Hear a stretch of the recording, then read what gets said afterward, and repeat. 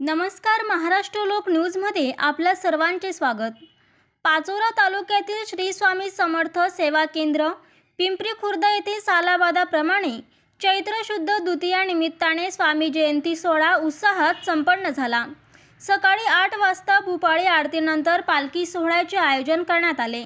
श्री स्वामी समर्थ सेवा केंद्रापासून ते संपूर्ण गावांमध्ये महाराजांची पालखी वाजत गाजत वाद्यांच्या गजरात पावला घेत डोक्यांवरती माता भगिनींच्या कळस तुळस भगवे झेंडे भगवे फेटे सर्व गावकऱ्यांनी पालखी सोहळ्याचा आनंद घेतला व श्री स्वामी समर्थ सेवा केंद्राजवळ मंडपात महाराजांची आरती करण्यात आली। आरतीनंतर मार्गदर्शनाचा कार्यक्रम घेण्यात आला। यामध्ये कडेवडगाव येथील संदीप पाटील संजय पाटील यांनी अनमोल असे मार्गदर्शन केले।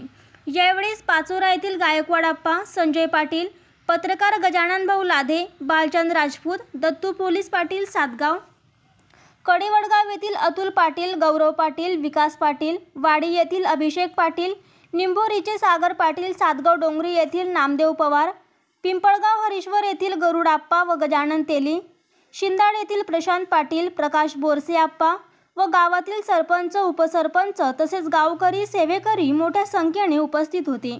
महाप्रसादाने कार्यक्रमाची सांगता करण्यात आली। कार्यक्रमाचे सूत्रसंचालन श्री स्वामी समर्थ सेवा केंद्र पिंपरी खुर्द येथील प्रतिनिधी प्रमोद पाटील सरांनी केले। अतिशय उत्साहपूर्ण वातावरणामध्ये कार्यक्रम संपन्न झाला। सेवेकरी गुरुमाऊलींची संकल्पना काय आहे? कारण आपले धर्म संस्कृती टिकून राहावी। गुरुमाऊलींचं ब्रीद वाक्य आहे, संस्कार केले तर संस्कृती टिकेल, संस्कृती टिकली तर धर्म टिकेल आणि धर्म टिकला तरच हे राष्ट्र टिकेल। आणि म्हणून योग्य काळी योग्य वेळी मुलावरती संस्कार होणं काळाची गरज आहे। नाहीतर आपलेच मुलं आपल्याला वागवतील याची शाश्वती राहिलेली जगामध्ये।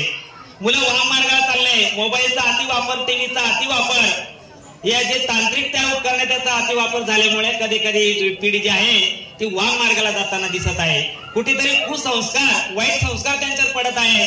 आणि म्हणून गुरुमाऊली म्हणतात की जे मुलं जर या ठिकाणी केंद्रामध्ये आले त्यांच्यावरती आध्यात्मिक संस्कार झाले तर ते कधीही वाईट मार्गाला जात नाही, वाम मार्गाला जात नाही। ते जर सेवा करायला लागले तर खऱ्या अर्थानं त्यांच्यामध्ये चांगली बुद्धी तयार होते, सद्बुद्धी तयार होते। ते व्यसनाधीन होत नाही, आई वडिलांची कधी त्या ठिकाणी वाईट वागत नाही। आणि म्हणून त्यासाठी वृद्धाश्रम मुक्त भारत ही स्वामी समर्थ सेवा केंद्राची संकल्पना आहे की प्रत्येक मुलाने आपल्या आई वडिलांना वागवलंच पाहिजे।